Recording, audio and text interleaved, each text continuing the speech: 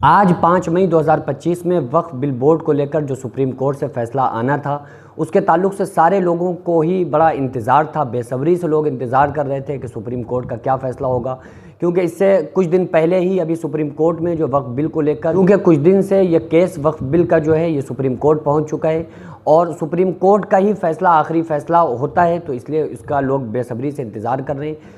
तो आज क्या फ़ैसला आया है वही मैं आप लोगों को बताने के लिए हाजिर हुआ हूँ। आज 5 मई 2025 है और आज दिन सोमवार है। न्यूज़ 24 के ज़रिए से मैं आप लोगों को वो बता देता हूँ। आइए वो न्यूज़ ही देख लेते हैं, छोटी सी क्लिप देख लेते हैं कि इसमें क्या फ़ैसला बताया गया, क्योंकि जो न्यूज़ होती हैं वो लंबी लंबी 2-2 3-3 घंटे की न्यूज़ होती हैं।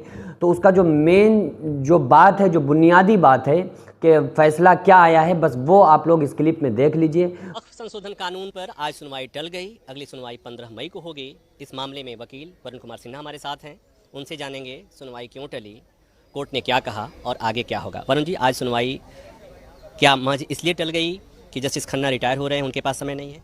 बिल्कुल, आप देखेंगे कि जब माननीय न्यायालय 2 बजे बैठी तो माननीय मुख्य न्यायाधीश ने शुरुआत में ही कहा कि हमारे पास समय बहुत कम है, इतना बड़ा मामला है, इस मामले को हम इतने कम समय में निस्तारित नहीं कर सकते हैं। लिहाजा उन्होंने कहा कि जो अगले मुख्य न्यायाधीश होंगे यानी जस्टिस गवई, उनकी बेंच आगे की सुनवाई तय करेगी और दिशा निर्देश देगी। इसीलिए 15 तारीख को इस पूरे मामले को नए मुख्य न्यायाधीश के समक्ष सूचीबद्ध करने का आदेश पारित हुआ है। अब एक सवाल ये भी कि उस कानून के जिन प्रावधानों पर कोर्ट को आपत्ति थी, जिस पर सरकार ने खुद कह दिया था कि हम उस पर अमल नहीं करेंगे जब तक सुप्रीम कोर्ट में अगली सुनवाई नहीं होती, वो व्यवस्था क्या बनी रहेगी? बिल्कुल, आप देखेंगे कि जब मुस्लिम पक्ष की ओर से कपिल सिब्बल साहब और अभिषेक मनु सिंघवी ने कहा कि अंतरिम आदेश को पारित किया जाए, तो माननीय मुख्य न्यायाधीश ने कहा कि जो एश्योरेंस है वो कंटिन्यू करेगा और अगली बेंच अंतरिम आदेश या मेन पिटीशन पे जो भी फैसला अगली बेंच लेगी।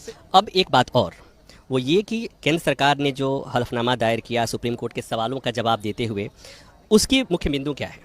देखिए, जो मुख्य बिंदु 2 थे जो पिछली तारीख पर आपको याद होगा माननीय सर्वोच्च न्यायालय ने उठाया था, वह था वक्फ व यूजर और जो inclusion of non Muslims council और वक्फ बोर्ड में था, उसको लेकर के आपत्ति माननीय सर्वोच्च न्यायालय की थी।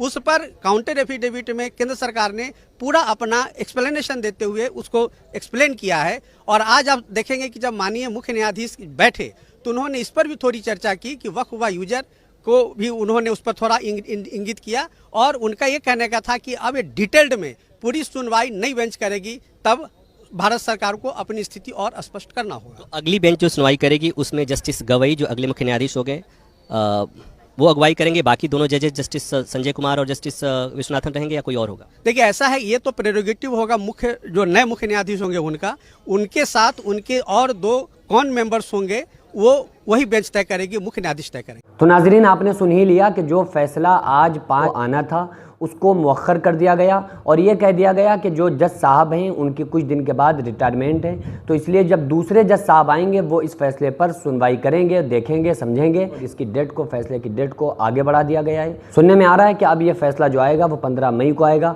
आप तमाम लोगों से गुजारिश है कि खुसूसी तौर पर अल्लाह रब्बुल आलमीन की बारगाह में दुआ करें, क्योंकि असल फैसले जो होते हैं वो तो अल्लाह तबारक व तआला करता है। असल फैसले अर्श से होते हैं जो अल्लाह ताला करता है। अल्लाह ताला जो फैसले अर्श पे फरमा देता है, इसी तरह से फिर दुनिया वाले उन्हीं फैसलों को करते हैं जो अल्लाह ताला चाहता है। ये हम सारे मुसलमानों का अक़ीदा है कि असल जो फैसल है वो अल्लाह तबारक व तआला है। अल्लाह ताला ने जो फ़ैसला अर्श पे फरमा दिया, ज़मीन पर फिर वही सारे फैसले हम अपनी आंखों से देखते हैं। सैकड़ों ऐसे गरीब परिवार जो फाका करके ज़िंदगी गुजार रहे हैं और बहुत से ऐसे मजबूर लोग जो गुर्बत की वजह से बीमारियों से जूझ रहे हैं और उनके पास इलाज कराने के लिए भी पैसे नहीं है, तो उन गरीब फैमिलीज को हर महीने हमारी सोसाइटी राशन देती है और उन गरीबों का फ्री में इलाज कराती है। तो आप लोग हमारे साथ मिलकर उन बेवा औरतों और यतीम बच्चों का सहारा जरूर बने और उनके राशन और दवा इलाज के लिए ज्यादा से ज्यादा ताबुन करें और ये इरादा करें कि गरीब के बच्चों को इंशाल्लाह भूखा नहीं सोने देंगे और हर हफ्ते, हर महीने आप लोगों से जो भी हो सके